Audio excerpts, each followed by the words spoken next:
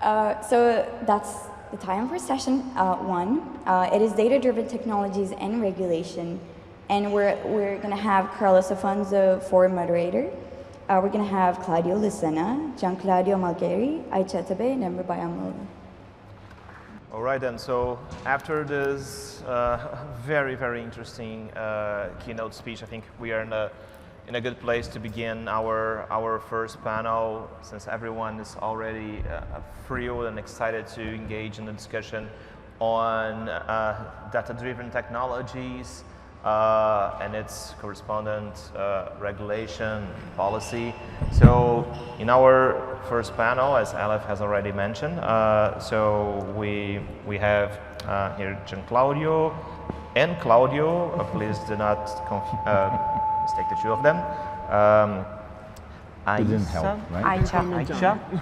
Aicha, okay, and Emre. So let's follow the order of the program. So just to all of our panelists know, we have like 10 to 15 minutes each, and the whole idea of this panel is for us to take a look on different aspects of data-driven technologies and what are the regulatory challenges that we might face on different technologies. We will pay special attention to the data holders that are somewhat vulnerable, and in that regard, minors, children and teenagers might have a special attention throughout the panel. But we are already tackling other issues such as how do you review or you resort against automated decisions. And we are going to begin with a presentation from Claudio. So Claudio Lucena comes from the Paraíba State University in Brazil, but is also affiliated to FCT Portugal and Diplo AI Lab in Geneva. Claudio, as myself, ended up entertaining a very long flight to be here in Istanbul, but that doesn't give you an excuse to go over the 15 minutes time that you have. Well, Brazilians tend to speak longer than they were supposed to. So this is just a friendly warning to my Brazilian friend here. So Claudio, the floor is yours. Thank you very much. Good morning, everyone. I believe we have a Prezi here. If you could, I'd like to thank all of you for being here, and thank you for having me in Istanbul again. Thanks, Leila, for opening the doors of IT Law Institute last year, and thank you also, Mehdi, for keeping these doors open. What I have here to present you today is the result of a dialogue, to be very precise, a dialogue, an international, multi-jurisdictional, transatlantic chat between Elif and I, which started to a certain extent last year here in Istanbul. This dialogue goes on most of the time remotely and only occasionally, only very, very occasionally, circumstantially, face to face. But it's an attempt of discussing what would happen, if that is not already the case, when things start to be measured using yourself, using human beings as the sensors. Would you have it over there?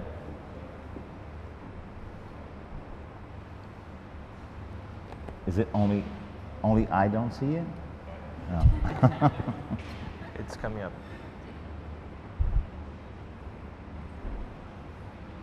Is it really?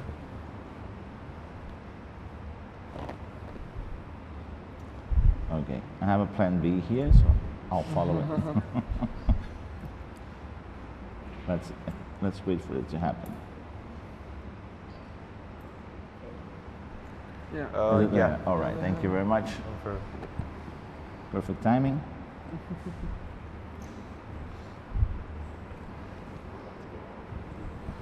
All right. Too many apps. So here we are.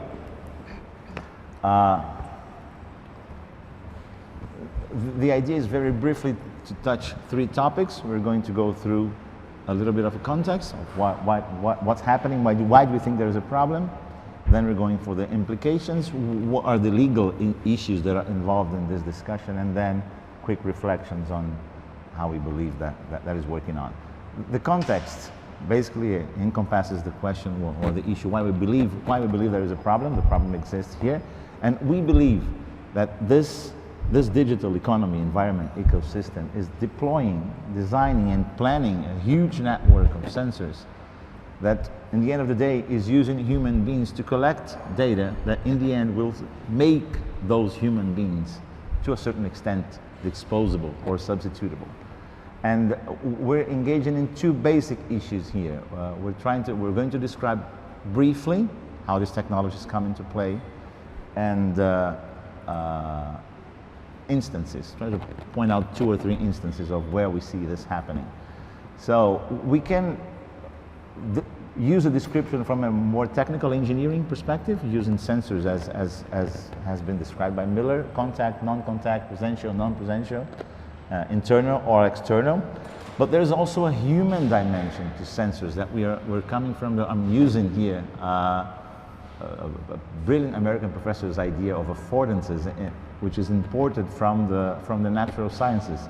Ryan Calo is reading the theory of affordances from James Gibson, a work on natural sciences. The original work is about visual perception, trying to answer the question, why in nature do things appear to us as they are? It's a way of explaining the inner functionalities of something. Sensors can be connected to that. The same things have different affordances depending on the perspective of what in nature we're considering. And Ryan Calo, in a subsequent work in 2015, has used that theory of affordances to try to explain our relationships with sensors. So we have no effort in looking at a glass and identifying that is a device in which to put liquid and drink. If it embeds any other functionality, everything is starting to embed any other functionality. Now, that's not the original affordance. Our relationship with it changes a little bit, shifts a little bit. The examples, the instances we're looking at are one that I brought here to Istanbul last year, the initiative from John Hancock, to only sell health insurances to people who start wearing Fitbits, devices that start measuring them. There is no other way to hire a health insurance from that company without measuring or without giving away contractually, supposedly with consent, your data to the health insurance. This is a way of transforming the person into a sensor. Uber has deployed a couple of advances and measures, just like identifying brakes, identifying ways of driving, identifying the position of mobile phones inside the car. And recently, this year in The Economist, there was a piece that highlighted the rise of behavioral biometrics. It would be a way to measure how you hold your phone, the position you use, the dynamics you type, and all these data that isolatedly cannot even resemble personal data, but when they're taken into consideration, they are absolutely identifying people and the way they act. Where do we see this touching law, at least legal perspective, until now? Well, as of now, it can have a wide range of applications. It can alter the way one human agency is considering in producing intellectual content. For a start, it evidently has very clear and direct connections with labor law and with data protection. I think Judith has just highlighted most of them, including the consumer law, that dimension. And of course, it touches human rights. We're talking here about a different functionality for a human being, which might not have been treated or dealt with in treaties all over the year, a long history.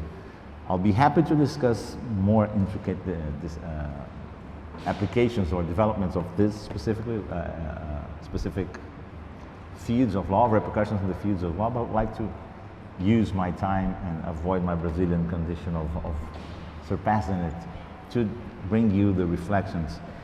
And we ask a very fair question here: is should this be at all a concern? This is happening, it's before our eyes, it's going on. Is it a problem? And we want to be very clear that we consider this a problem in all means, right? By all means, in all aspects. But the issue is why? Why should this be a concern? And here I think it's the reflection comes as an interesting insight. It has been very difficult for data protection specialists along the years to show people outside the ecosystem that there is a human dimension in data protection. It's not easy. It's easy if we talk about that human dimension here, inside this amazing room. It's not the same thing in the outside. You would get something just as, it's not like collecting my arm. Right? It's not that physical. And I think when these technologies come into play, that difficulty is gone. It's absolutely clear that there is a human dimension in that. It's not like collecting your arm. But we know, generations of human beings know what consequences come from collecting data about an arm. We're just starting to learn what are the consequences of collecting that amount and that intensity of data about ourselves. So it's not that we own or have data, it's more that we are data. And I don't want by any means to limit yourselves to the data that is collected about you all over the world. I sincerely hope you're much more than that. But there is a huge dimension of our personality that is embedded in that data. So there's a huge part of ourselves that is that data itself. And we're just starting to learn to identify what are the possible uses, what can and should be done with our data to that extent. Food for thought, what are some of the possible tools to tackle this issue, at least from a legal standpoint? Judith has brought one of consumer law, strategic litigation from case law. This is a very interesting insight. We're bringing two more issues here, which are Internet of Things regulatory and governance frameworks. This is specifically designed for devices, to be more broader than sensors itself.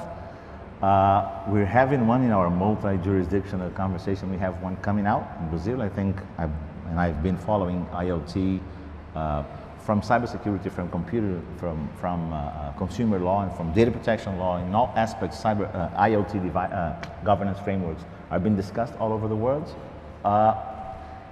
But also theoretical or applied theoretical discussion on this clash between ethics and human rights. How much should we leave of this world for the self-regulation trends that are behind the ethics discussion? How much we should go for binding law, which is something that human rights represents a little bit more. And the last question is, how long until these issues that we're facing here that I've shown you come into play? If we're talking about Brazil, we have started that 6 weeks ago. Last month, October 8 or 9, we have a data protection law that we're supposedly coming into effect in August, if nothing very strange happens. It's coming into force in August 2020. We had that a Bill of Rights, about which you must have heard about, Marco Civil, and we have been. There has been recent intense legislative movement and development in Brazil, but as of October, the presidency issued a decree to discipline how data should be governed within the federal administration in Brazil. So I don't expect you to be very fluent in Portuguese, but I would like to highlight your attention to this item 2, which I happened to transfer here to English. I can see it, but I'm trying, they're defining, in the decree, they're defining biometric attributes as measurable behavior and biological characteristics of a natural person that might be collected for automated identification, such as the palm of the hand, fingerprints, retina or iris, the shape of the face, voice, and the way of walking. So this is behavioral biometrics at its best as binding law in Brazil. So you have an example of it's a different hierarchy from the legal, from law itself, but it's a presidential decree that depends on the setting of agencies to be executed, but this is, technically speaking, binding law in Brazil. I don't know if I've seen behavior biometrics incorporated, embedded in other instruments of binding law throughout the world, but this is a concern. I think that justifies our concern that yes, we should worry about that, because we're unleashing technical possibilities in this new world that bring good and bad developments, as all technologies do. And then it comes back to what Judy was mentioning here before with you. It's very high values that are at stake here. When we unleash this possibility without knowing, without establishing transparency, accountability, and safeguards beforehand, and this is something also that she highlighted by the end of her presentation, we may lose control and we might have no turning back point from these bad uses. And the stakes that are here are very high. It's democracy, it's freedom as we know it, and it's humanity as we've been used to face it and to build it alongside. Basically, that was what I had as a starting point. Thank you very much, Carlos. I hope I have filled my time. Oh yeah, thanks, Claudio. So thanks, Claudio, for this presentation, and it's quite interesting the example of the presidential decree talking about the way that you walk as a biometric data that is going to be collected and treated by the government, because the decree is actually larger than that and has at least two parts. One is to creating conditions for interoperability of data inside the public administration in Brazil, and the other one is creating what is called this national database of the citizen, and that's where the biometric data kicks in. And as you can imagine, all the press coverage, the media coverage of the decree end up focusing solely on the provision on the biometric data, on how you walk, and starting to question, is the Brazilian government already recording the way that I walk? I don't see that happening, at least right now. But it's interesting for us to think that a movement in policy and regulation might end up being understood by people with this whole idea that we have right now on how those data-driven technologies are being deployed super fast, and people somewhat felt surprised that a specific usage of technology is already there, they might not be aware of, and that could lead to very different reactions, from fascination to fear, to anxiety on how those technologies are going to be deployed. And this is important for us to keep in the back of our minds when we address how those data-driven technologies are being deployed. So, Gian Claudio, so now back to you. So, go ahead. Use mic instead in cases. Mm-hmm. So I think you can ask the audience at the backwards. Do you hear me better now?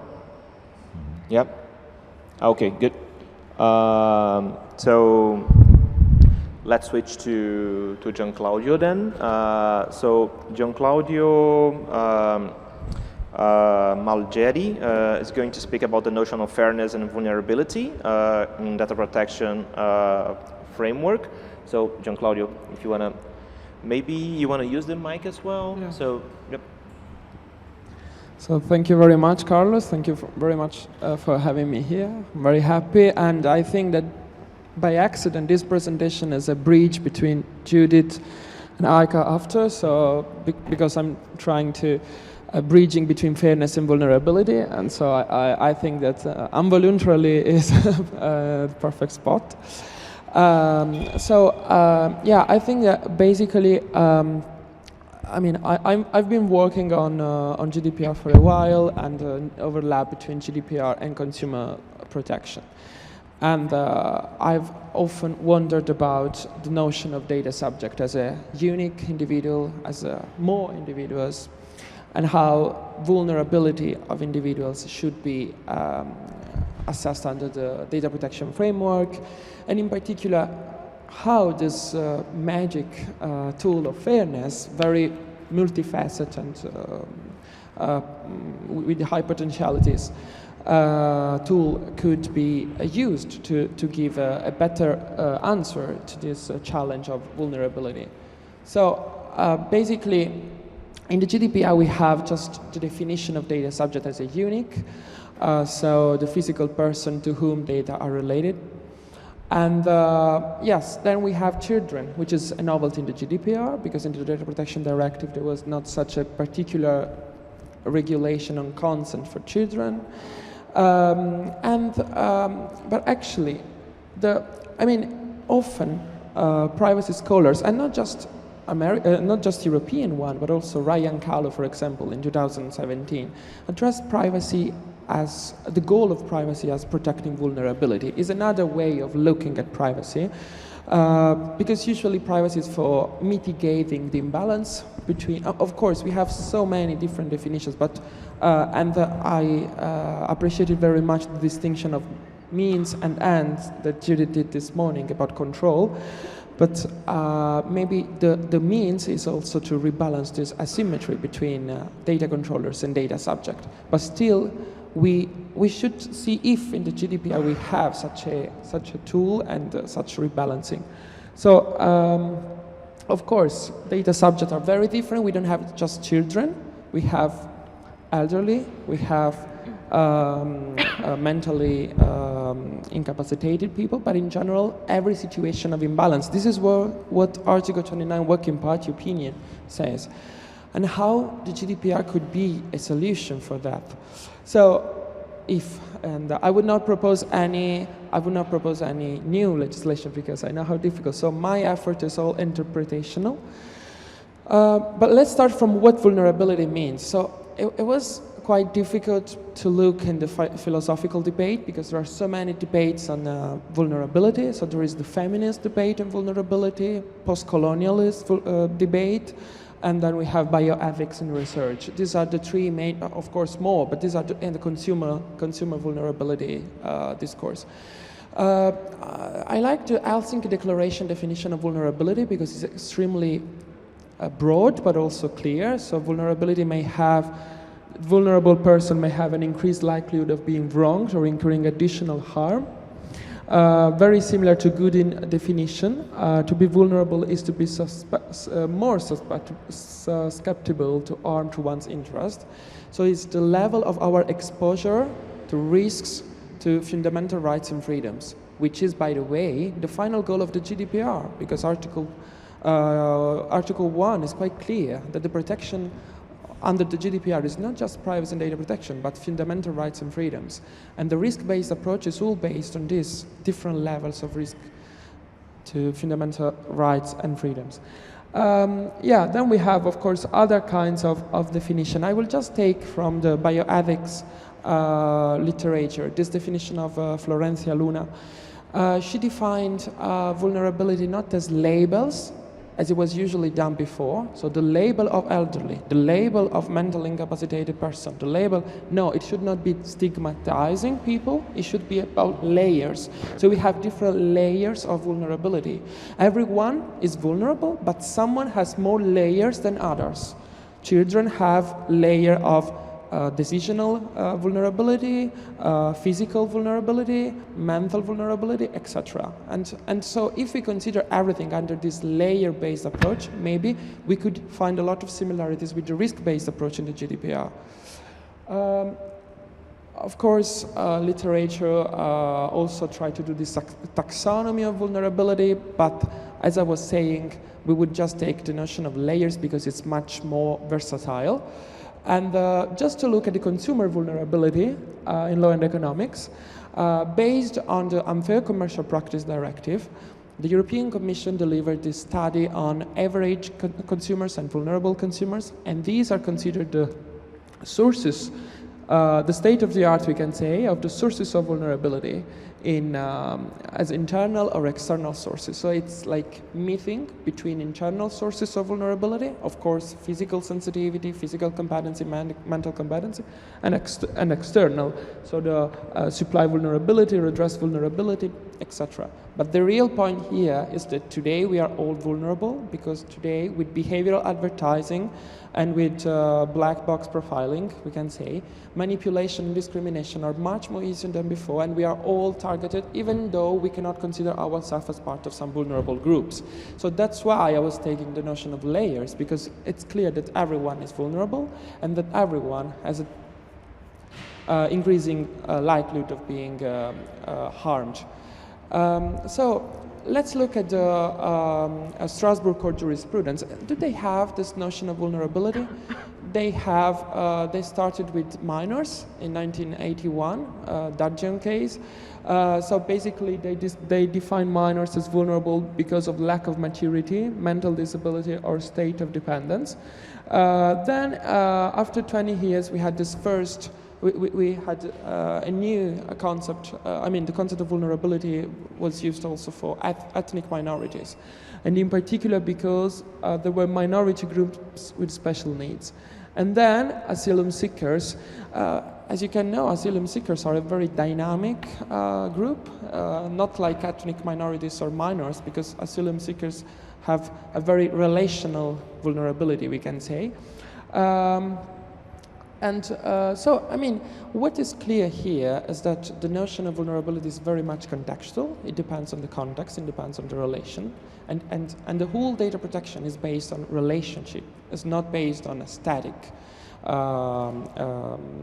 attribute of property. As for example, Mirel Hildebrand wrote in her last book, Privacy is a Moving Target, based on relationship. But in the US secondary law, we have the notion of vulnerability. I tried here to put on an Excel file all the legislation that have the word vulnerability, and these are just some. You can see how, of course you cannot see anything, but you can trust me that all these legislations have extreme, various and diverse definition of vulnerability. I will just make you an emblematic example. Motorbikers are considered vulnerable road users, because in comparison of trucks and cars, they are vulnerable. So you see how relative is this notion and how difficult it is to tackle this notion in a more complex environment. What about the GDPR? So the GDPR has if you do Control F on GDPR, you will find just recital 75 about data protection impact assessment and the notion of risk. You will have that vulnerable natural person, in particular children, but not just children, should be considered among the indexes of high-risk data processing under Article 35. So the cases in which we have to do data protection impact assessment, just high-risk data processing. And if you have vulnerable natural person, maybe this is a high risk. Okay. So if we look at working party in Article 29 working party, before that it became EDPB, because these are all before the 2018, we can say. They have this notion of vulnerability here and there. For example, the opinion on legitimate interests. You know that when we should, and so just to reply to, beyond consent, what could we use? Probably legitimate interest, and when we use legitimate interest for processing personal data, the data controller should do the balancing test, and in the balancing test, inter alia, it needs to consider the status of the subject. In particular, they say the balance of power between the data subject and the data controller, and whether he's a child or belongs to a more vulnerable segment of the population. And that's probably something that will be said afterwards, that consent is not enough for people suffering decisional vulnerability. We should look to accountability tools. We should base through controllers, legitimate interest test, the evaluation of fair processing for vulnerable individuals. And then we have some other thing, of course, working party opinion on consent, working party opinion on purpose limitation. where there is a contradiction, because it says that for further processing of vulnerable data subjects' data, we should ask for new consent. But we were saying that consent is not enough. Of course, because vulnerability is multifaceted. So we can have consent vulnerability, so decisional vulnerability, but we can have also other kinds of vulnerability. For example, discrimination vulnerability, etc. So something not related to the decisional moment, but to the effects moment. And then we have also in DPIA, as I was saying, this is an index of risk and on profiling. But so my point was, I will skip this one, do the concepts in the GDPR may help to protect vulnerable individuals? This is like maybe the point. Can a vulnerability-aware interpretation of the GDPR tools be a solution or a mitigation to the issue of all these kinds of higher exposure to risk to our rights and freedoms, in particular manipulation and discrimination, just to mention the two, I think, most important ones. And here we go to fairness. I will not repeat what Judith was saying, but I will take her challenge about how we could maybe develop new ways, innovative ways of defining fairness. So in a recent paper that I presented just last month to PLSE, I tried to do a linguistic analysis of fairness. So I tried to compare all the translation of fairness in the GDPR. Yeah. I mean, you can. Of course, it's like. I mean, it's a frustrating exercise from a certain point of view because you will not find clear answers, of course, but something. For example, in the German translation, you have Treue und Glaube, which is good faith. So a strong element that we should consider is good faith. The Swiss Data Protection Act, just to mention something beyond the GDPR, has good faith and has not fairness. While the Brazilian one has non-discrimination, I think, in the general principle. And indeed, I find that from this semantic interpretation, it goes always between good faith, which is a term in contract law, and non-discrimination, which is the general idea of fairness in computer science. Computer scientists just consider fairness from Compass case as non-discrimination, okay? So basically we have, of course, two notions of fairness, one related to transparency, one related to lawfulness, but what we have here, and also taking what ICO said and CNIL said, we should look at real balancing of interests, not just proportionality of rights, but balancing of real interests between parties and looking at singular situations beyond mere legality and lawfulness. So the real point is that also the concept of good faith was built for rebalancing an imbalance between the producer and the consumer, but also, we can say, from data controller and data subject. So actually, the very notion of vulnerability as an unfair imbalance between a person that is more exposed to risks and someone else who could exploit those risks is very close to the notion of fairness that here we could see. So a substantial analysis of balancing different interests. So here, this is like the very last slide. So here, just further work, further research needed. Looking at the GDPR and looking at a vulnerability-aware interpretation, which are the windows that the GDPR gives us in terms of vulnerability? So, of course, fairness, but fairness is also an interpretation of the whole law. I mean, it's not just a principle itself, it's a principle to read the whole GDPR. Lawfulness and legal basis, of course, because we have the problem of consent, there will be a presentation after about that, and the notion of the balancing test in the legitimate interest.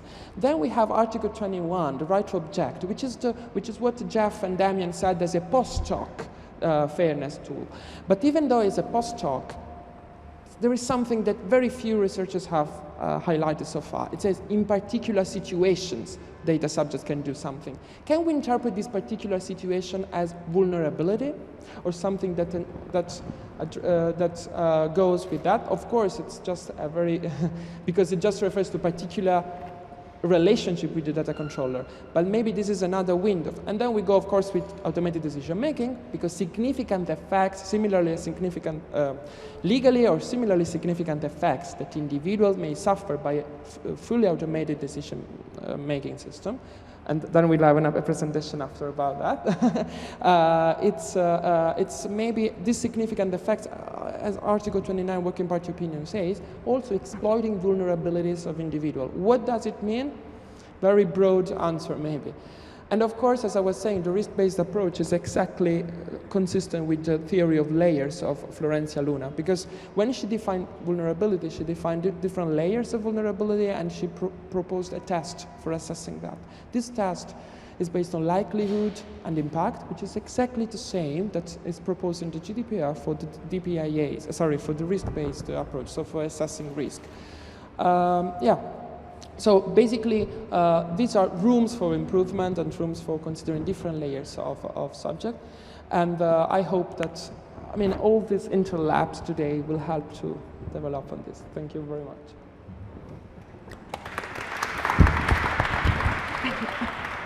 Little too much? Not at all. So thanks, Gianclaudio. As you can see, our panel is moving towards a connection between the talks. So Claudio began addressing the issue that all of us as human beings, we are sensors, and our daily routines, our daily activities, they are all subjected to collection and treatments of data, and from that we have a lot of impacts. And then Gianclaudio plugs in the discussion saying, but not all data holders are the same, and we need to address how vulnerability can change the way in which data is collected and treated. And I really have to say, Gianclaudio, I love your spreadsheets. It's not the first time I saw Gianclaudio's presentations with spreadsheets, so it's definitely interesting to see or not see the degree in which your research goes into sometimes linguistics challenges when it comes to how the GDPR is being applied in different countries.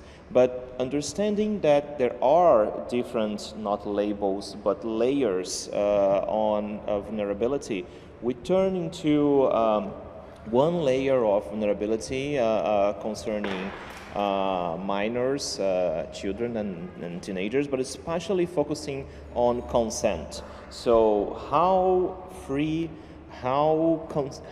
is consent when it comes to that specific type of data holders? So now I turn to Aisha to address the issue of notion of consent and challenges of vulnerable people they are facing with data processing technologies. So, Aisha. Thank you very much. My title was quite long, but actually I decided to focus on, thank you. Today I want to focus on the most vulnerable, probably the most vulnerable group of society, children. So I won't address old people or other vulnerable people. I will focus on children and the challenges faced with the technologies in the context of consent under the GDPR. So although children's rights to privacy and data protection have become soaring topics lately, there are still missing points, missing pieces that need to be addressed. So first, I think we can start by looking, maybe I will open here. Yeah. First, it's quite hard to see.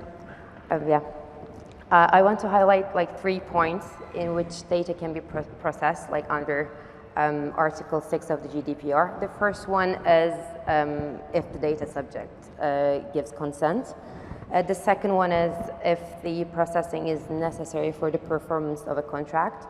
And the third one is when the processing is necessary for the purposes of legitimate interests. So although, as you can see, there are other lawful bases, as you can see on this slide, we'll focus on consent and parental consent especially. Because with children, if they're like below the age of consent, the consent should be obtained from their parents, of course. And this can be quite challenging because not all the parents are very aware of which data actually are being collected from their children, and like other reasons as well that I will be talking about. Actually moving to Article 8, another contested article in the GDPR, for reasons which have been rather little articulated, it was decided that the age will be 16, the age of consent.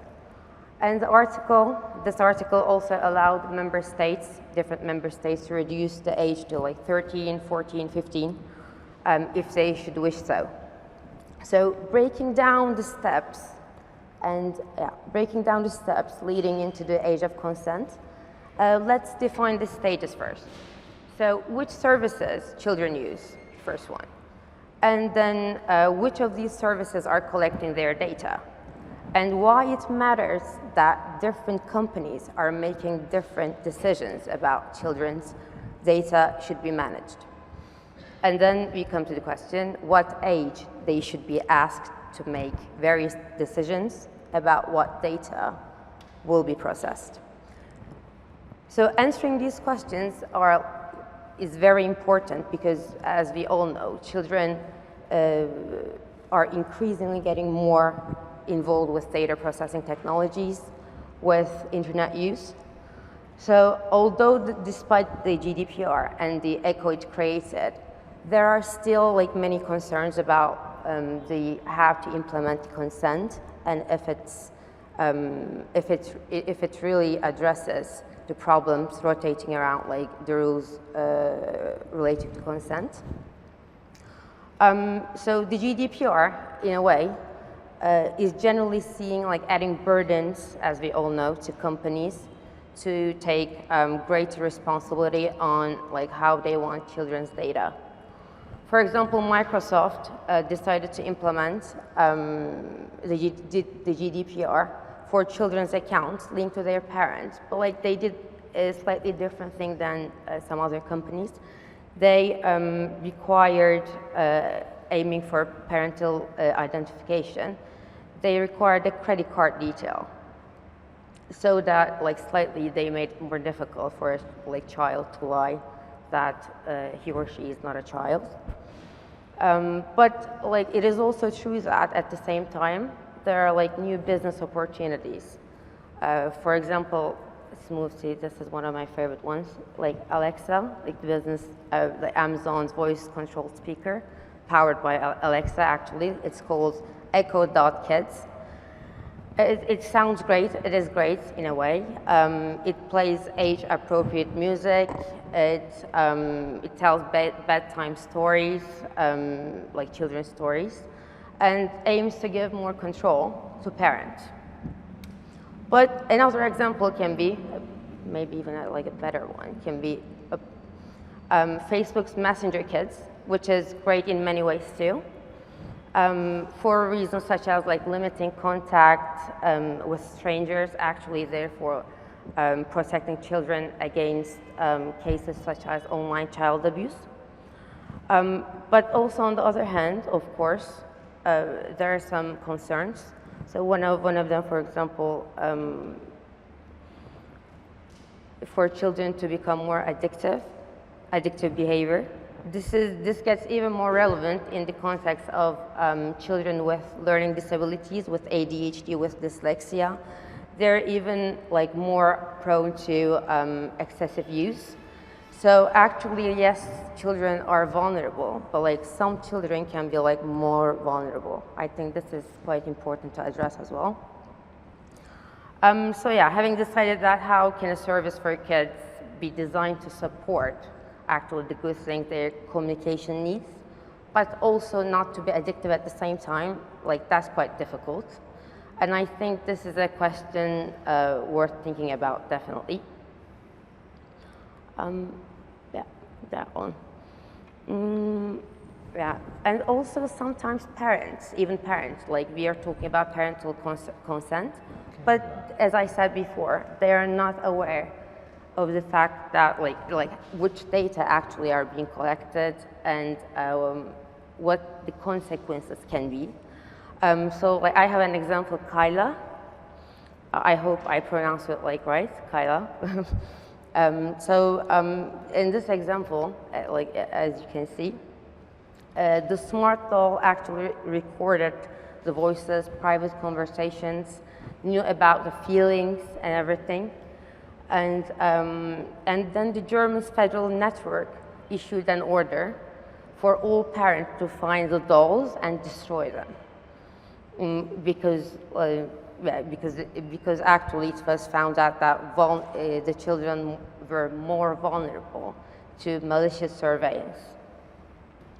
So the challenges that are faced today probably will be faced more in the future, as we all know, because like the technology is evolving, and more children are involved now, and younger children especially, with the internet use and technologies, and they're like all interconnected. They have smartwatches, mobile phones, everything together.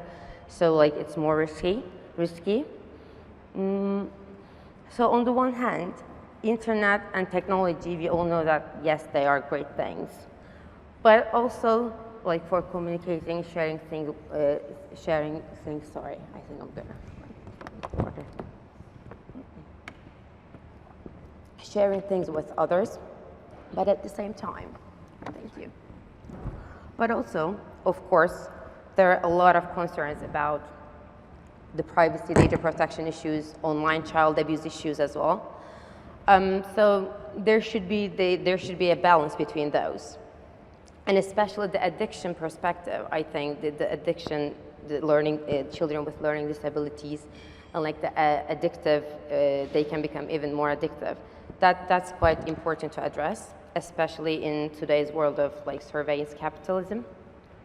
So actually, going back to Article 8 again, to just finish it, to this date, most of the debate generally focused on the age, like what age children can use technologies. But actually it's more, recently it's getting more and more, so it's not only about children being able to use technologies, but actually it's children managing themselves, so controlling themselves once they use those technologies. So that's why ensure their own safety and security and everything. And I think it's quite ironic that like I put here in the age of the consent of different countries. So it's the same. The children are the same everywhere, but like the ages are different. So I find it quite interesting. I think this definitely warrants like more discussion on it. So like why? So like children in Malta, for example, do they mature like faster than those like in another country? Or so why are they different? The age of consent. So so when deciding those ages, the age of consent in each country, I believe that like parents, children, they should be talked to, they should be in the discussions, they should be in the research, whereas just like making policies or just deciding this is the age of consent, but like without talking to parents. According to some studies, actually, it was said that when the countries decided those age of consent, they did not really include parents in the when deciding these ages of consent. So to conclude, actually, it is obvious that there are challenges, and there will be more and more challenges in the future with the technology. But the only way to address them, I think, is to include like everyone, and like when all the things that I talked about, the examples I gave, of course, like probably worse things will be there. But like to decide the age of consent, I think it needs to be addressed more.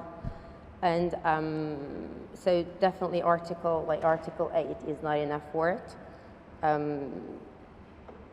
So yeah, to conclude, in order to address it, all the stakeholders should be in it, in the process, and more research should be conducted in every country so that those decisions can be made. Digital literacy is very important, study of vulnerabilities, because if you don't know why they're vulnerable, what the vulnerabilities are with the changing technologies, we can't really address them. So also age-appropriate tools are very important. And as identification or responsibility should be addressed as well. And of course, balance of interests. Thank you. This was it.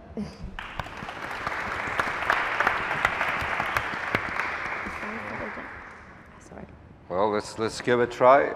I'm a naturally loud person, so maybe I won't need a mic to hold my hand, and I will hold my hands to act. Oynasana benim slaytları. Sen yürüsene slaytlarımı. Slaytları yürütsene şuradan. Ha, orada. Benimkileri şuradan basarak. Tamam. Okay, do we have our slides? Well, actually, I have prepared a presentation for a bigger screen, but now I'll more do it in the old school way. The topic is the right to contest, as said in the GDPR, solely automated decisions. And as Gian Claudio constructed the bridge, now I think it's my time to take us to the other side. So actually, I'm going to tell about, let's say, 3 tales of automated decisions in the GDPR. The first tale is the legal archaeologist. So I'm going to read together with you, we're going to read through Article 22 of GDPR and try to figure out what automated decisions mean or how they could be regulated under the GDPR. But we don't have slides, but that's perfect. Okay.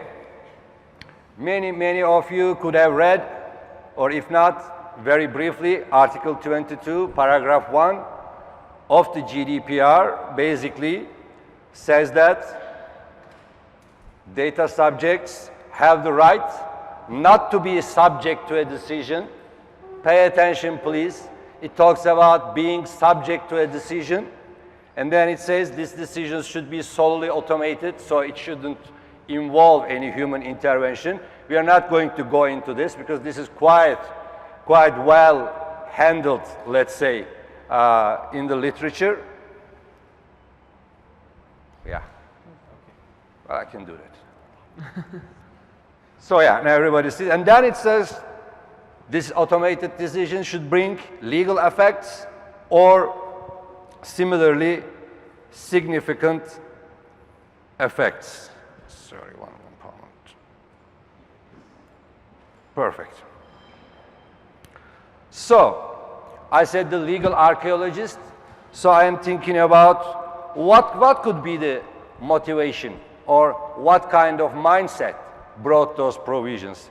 This Article 22 is not new. There is a precursor in the former document instrument, which was Data Protection Directive Article 15, and with some minor changes, now it is ported to GDPR. And thinking about it, first of all, thinking about decisions, one thing I know, companies don't usually make decisions. They usually engage in business contracts, business relations. They sign contracts. Decision is something reminiscent of public law, or it just brings into my mind my days of the law school, second year administrative law. So this very much reminds more decisions or acts by public bodies. Of course, companies could do decisions, but basically. So what could amount to a decision under GDPR? Some strange examples or some maybe difficult examples that I difficult find. Think about it. You are denied entry to a building based on the grounds that due to data analysis, now there is risk of contagious disease in the building you want to enter. So there is an automated decision. You are denied entry. Is this something that you can challenge under 22? Well, we can think about. What else? You want to draw cash? The cash machine doesn't give you money. Is this a decision you could contest? It's automated. It's about you. Does it have to be a decision about you, invoked about you? Because the law says, the law does not says decisions who affect, being subject to. Again, something very reminiscent of public law and especially administrative law, acts taken by public bodies. So, looking into decisions with significant, and one other thing, we're talking about legal effects. What about contracts? Does those people, or do those people who wrote this provision, did they have contract in mind? Because in general, when we say legal effects, it should include contracts as well. I doubt it. And finally, actually, Jean-Claudio did a great work on what could legal and similarly significant effects could be. Just to give a little, let's say, example, think about a call center that it diverts you to the right operator based on your educational level. Is this a legal effect? But maybe it has something to do with human dignity. Or think about that, the data analysis knows that housewives housemen aged over 45 are more tolerant to waiting on the line. Maybe unemployed people are more tolerant to waiting on the line. Would that be a significant enough effect? So where is the archaeology? Well, actually, the archaeology, we know that this provision was modeled on French law in 1978. Actually, this is one of the model laws that European data protection regime was built on.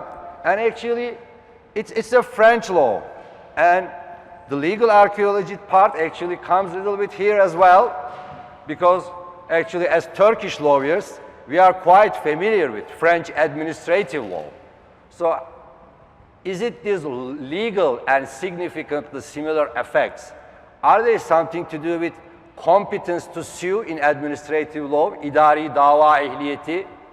Were there something in mind? Were drafters were too much influenced by French administrative law? Okay, this is the archaeology part.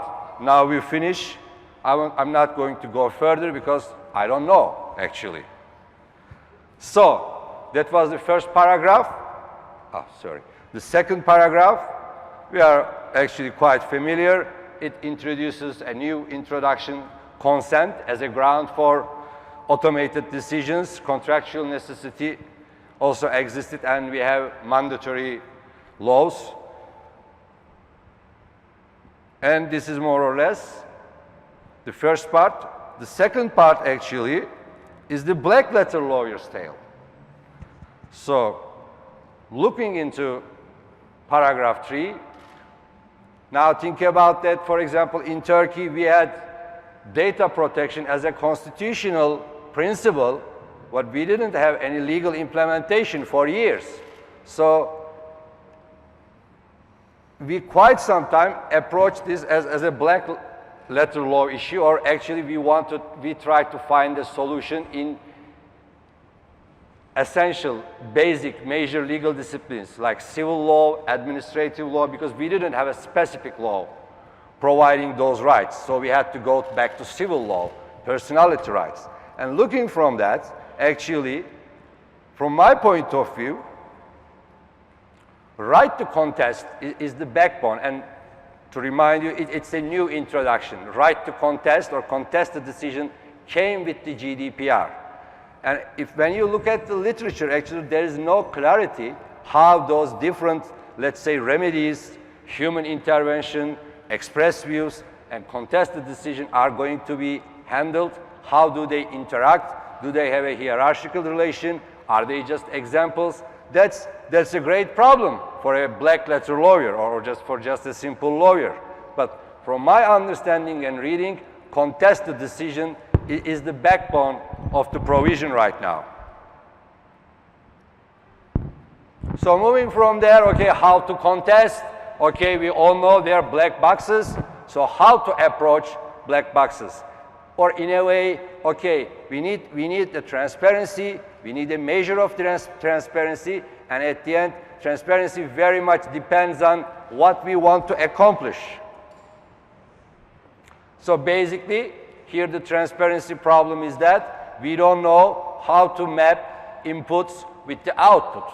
Machine learning, automated decisions, we have the input, we have the output, and actually the black box part comes from we don't know how inputs match with decisions, or we could say output. And looking into this literature, we just see that, we very much see that the problem of automated decisions are usually based and theorized on, well, many things: fairness, equality, non-discrimination or absence of discrimination, equal opportunity, fine. But I have a problem with that as the black letter lawyer. First, these are relative notions.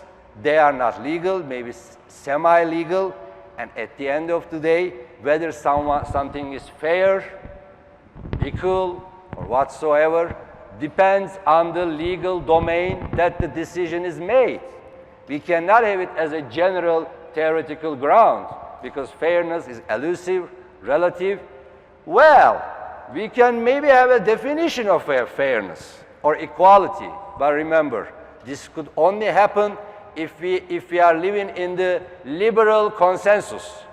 But this is 2020s, and we are not living in liberal consensus anymore.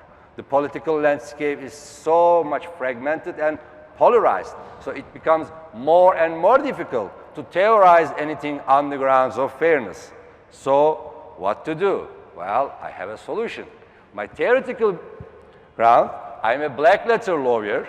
I am looking into the provision. I see that, oh, this is administrative law. Oh, this is administrative litigation. Oh, this is competence to sue. And voila, this is a procedural problem. It's not a fairness or equality problem.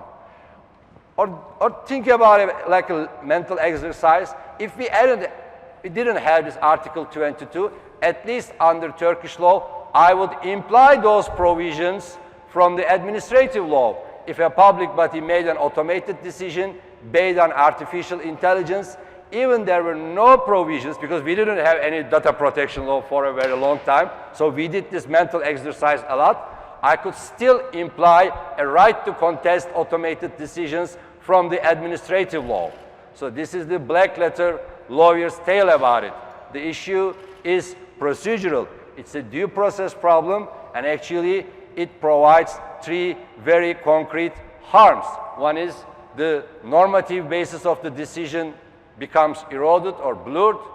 What was the second? The causative. Oh, we all know machine learning works with correlations, not causation, but in law we have causation, proximate causation. And thirdly, in many cases, we could not know who made the decision. So basically, a transparency problem would require which data is used, what the system, they are machine learning, so what are they learning, what are they predicting, for what purposes they are doing this. Actually, this could be a little bit related with discrimination, but the point is that, well, I'm going to skip that, that's quite a bit of an exercise, how we could do insurance pricing, but that's not very important. So, why we cannot theorize automated decisions on the basis of fairness, or not automated decisions, but contestation problem on the basis of fairness? Simply, okay, again, I am the black lawyer, I am going to my second year class from law school, so at the end, to contest the decision has many aspects.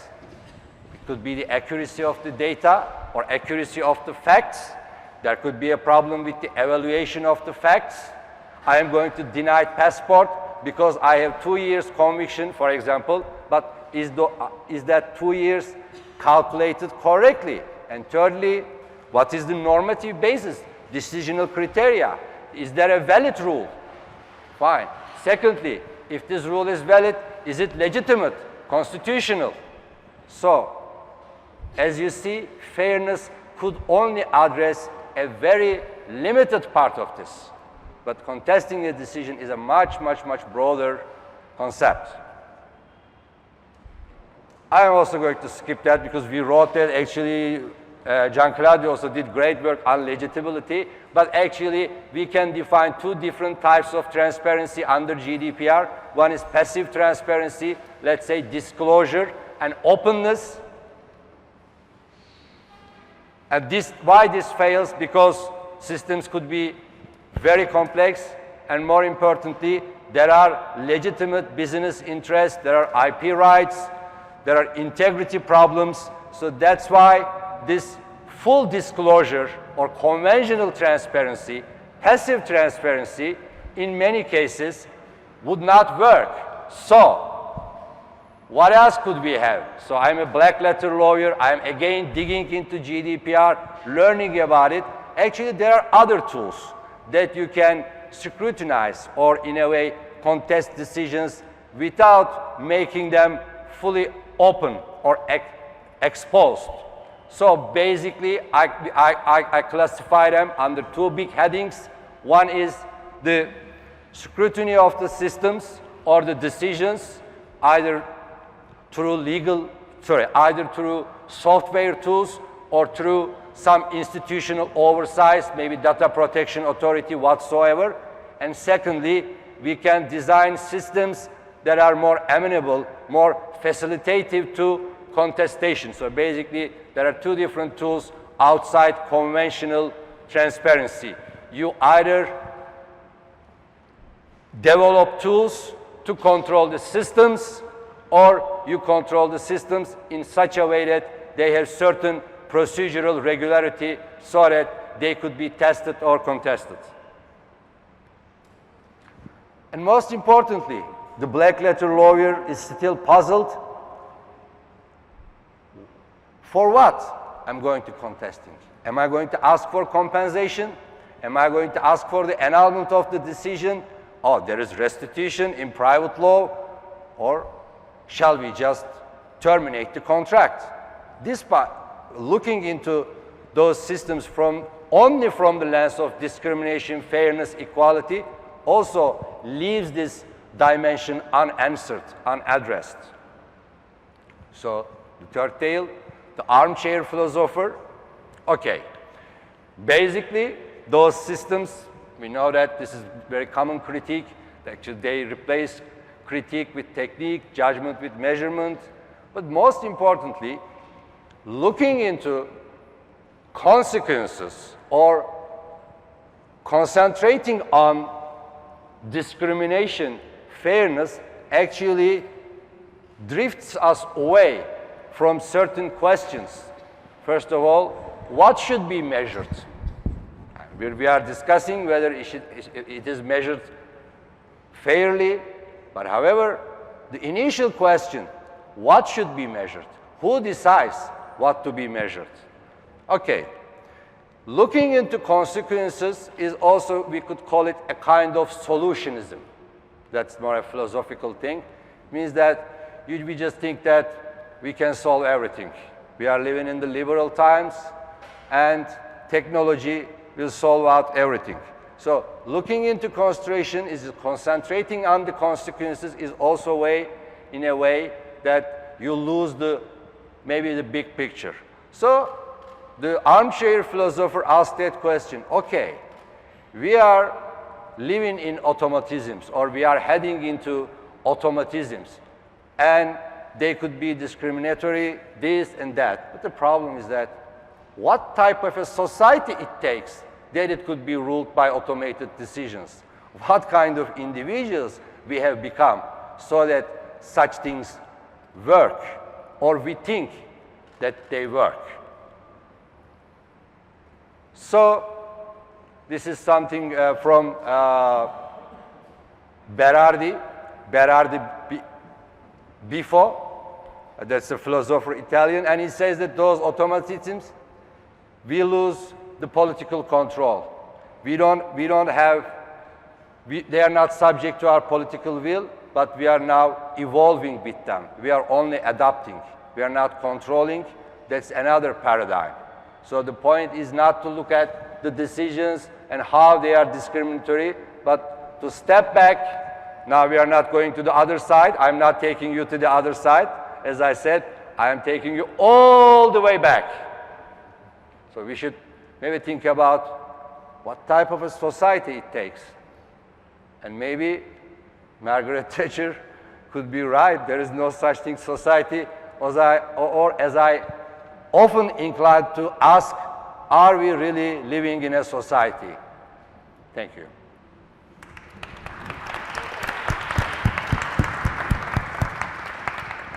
So thanks, Henry, for this very provocative ending of your presentation. But it's I quite like the remark that you made with the quotation from Bifo Berardi. Oh, great! Someone knows him. Yeah, no, Berardi has a very interesting. It's interesting that isn't he? Yeah, exactly. He has well in Brazil his book that is published in Italy. Which one? In Portuguese, it's being translated as the phenomenology of the end. Yeah, it's published in Brazilian Portuguese as the disappearing of the future. That makes much more sense than phenomenology of the end. But it's interesting because Bifo Berardi has this remark on saying we are the last generation that has the idea that we believe in the future. Or neoliberalism is the last revolution. Yeah, and that's the idea that we do not believe in the future anymore, not because we think that there's going to be no future, but the idea that the future that we are getting into it might take away some of the already liquidated maybe and privileges that we might have in the past. And I think that's a good fit to our panel, since we are discussing data-driven technologies, and we might have to reflect and to think about what is this future in which those data-driven technologies will be everywhere and will be normalized. And when Aicha mentioned the example of Alexa for kids, well, at some point, the idea of having a digital assistant that is together with us, that can help us to do a lot of things, but how that ends up changing the way that we behave, not only among ourselves in this thing that we call society, but end up changing our daily practices, and that there is this disappearance of the idea. There is a data that is being collected, the data that is being treated. But then again, I don't want to go over our time. I understand that that's Istanbul time, so that we are a little bit delayed. But we are still biological creatures. We have to eat, so there is still a lot between us and the lunch. Oh yeah, that's for sure. And there's a good fact. There's a biological clock. Yes, and the fact that you have a Brazilian moderator, I think that connects nicely to the idea that even though we are slightly late, we have some time for a round of questions to our panelists. So just to make sure, we have this idea to connect the dots on those four panels. So does anyone has a question, remark, concern that you want to share for comments and criticism to our panelists?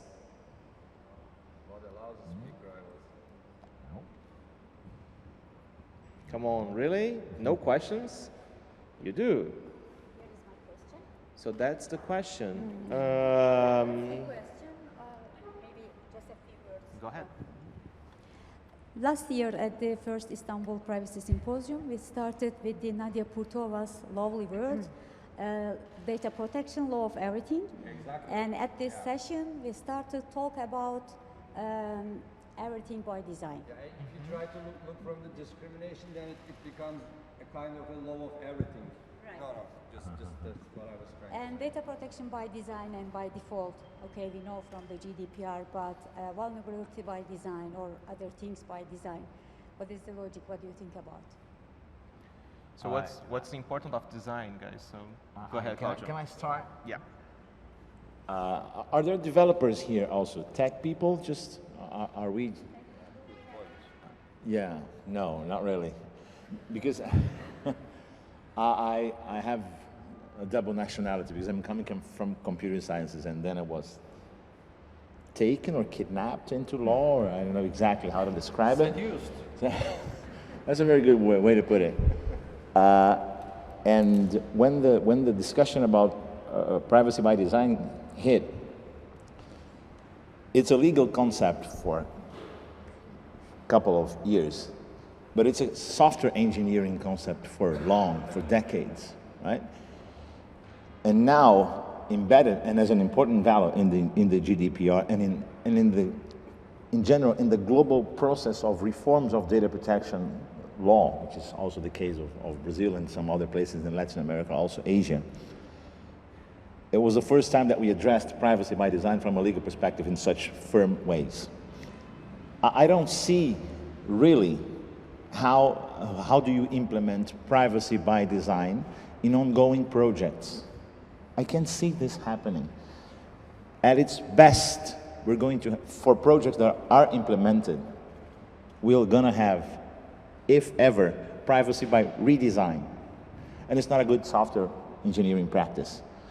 Things have been planned, applications that are out there in the market have been designed already.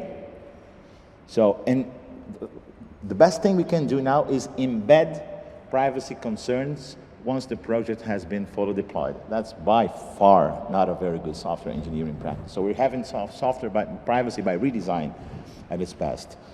For the future, things we're planning now that we want to develop and deploy for the future, then we can talk about implementing and embedding all those privacy by design practices, documenting the developing of the software, giving the reasons and motives for each software and developing decision you make through the project. That can happen. But I don't see how we're talking about privacy by design of the large scale of applications that we have rolling nowadays. I don't want to destroy everything, but... Maybe just 2 words more optimistic about that. I just would like to emphasize that in the GDPR, the by design concept is not just technical measures, but also organizational measures. There was this discussion, the contrast between legal by design and legal protection by design.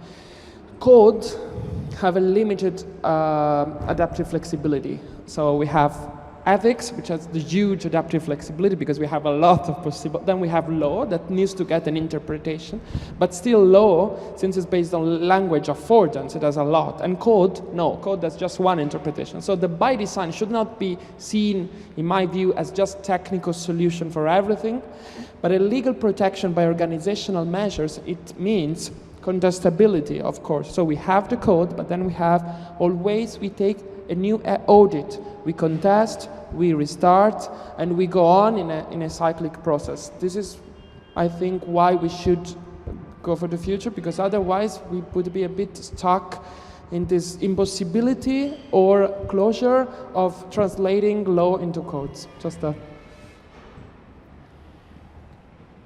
Please do. I've got a sort of half-related follow-on question to that, and that is all of the talks that you've just that I've just heard. They all raise in me the question about our continued ability to deal with this, and the reason why I'm saying this is that one of the things I'm very concerned about at the moment is this conditioning aspect, and maybe that was best made clear by Ash's paper, you know, in the fact that we are already now installing a mindset, a view of life, of how things are, of how things should be in children, by getting certain processes normalized. So I think we have a problem not just in the code and what it can and cannot do, the law and what it will and will not do, but also the point of humans employing all of those. And I think in data protection law, this is very clearly where we are with regard to enforcement and the importance we afford of enforcement action. In code, it is our ability to get coders to actually accept you know, privacy as a design challenge rather than a barrier, which is the joke I often make, you know, because coders generally just want to do all these wonderful things, you know, make the bells ring and the whistles blow and all of this sort of stuff, but they do not necessarily, they see data protection law as something that spoils their fun. And how do we get them to accept the opposite, as a, you know, accept this as a challenge? But the most important problem I think at the moment that I see is this normalization of our acceptance of the way things are. And how would you attack that? So that's a question to all of our panelists. So how do we tackle the issue of normalization of this degree of data collection and treatment? Any ideas? Okay, I'll follow him. Very briefly, not actually maybe properly addressing the question, but that's something I read was saying land skills or competences first turned into data, or in a way we just first set up, not set up, but we end up in a social political situation that now we are ready to datafy ourselves. It's like a little bit very simple, maybe primitive, but it's just like saying necessity is the mother of invention. So we are being datafied. We are living in automatisms because we have evolved ourselves into such creatures, such societies. So normalization maybe is a part of this. This is a very political and in a way maybe a bit vulgar point of view, but that's all I can say for the time being. And super quickly, when we think about the role of law in this whole regard, it's interesting in connecting John Claudio's and Aicha's presentations. This consent that we're talking about and that we're looking very much close into making sure that it works. Sometimes we need to step back a bit, and since Emery was talking about administrative law, in private law, the issue of consent is really interesting when we talk about children, because for some civil codes, children under 16, the contracts that he or she might enter into, they are null and void without proper assistance. And some other legislations, so for instance, in Brazilian civil codes, if a person under 16 end up contracting something without proper assistance, this contract is null and void. It doesn't exist at all. But for example, in the Portuguese code in Portugal, it's not void. It's voidable because you need to take a look on if this act, it's something that is connected to the daily routine of the children, and if it is of a certain, not that much expensive, so it is not as serious as it could be. But it looks into what is common, what is proper, what is expected that a minor, that a children will do on their daily routine. And I think that connects to what we are discussing here, because what we think that is expected, what we think that is normal on a routine of a minor is changing. And the deployment of those applications and devices, it's changing what we expect the minor to understand and to relate to. So I think this is something interesting, because it's a nice example on how law is devised to analyze a specific condition on how children behave, and this is changing, and that could lead us to the situation that we are discussing right now. Sure. So Claudio, if you want to make some final remarks. Yes, I got 2 points to highlight very quickly. One of them, you say, we've been normalizing that, and I'm coming from a global south, so I can't help making or having this insight. Who are we talking about when we say we? We have 3 billion people that are not connected, so these issues are not in their radar. So it's not that we don't have to care about that, because probably this is the way that we're going to shape the future for them also. So it has to be a concern. But maybe that's one of the reasons why we're normalizing, because we is not a lot of people.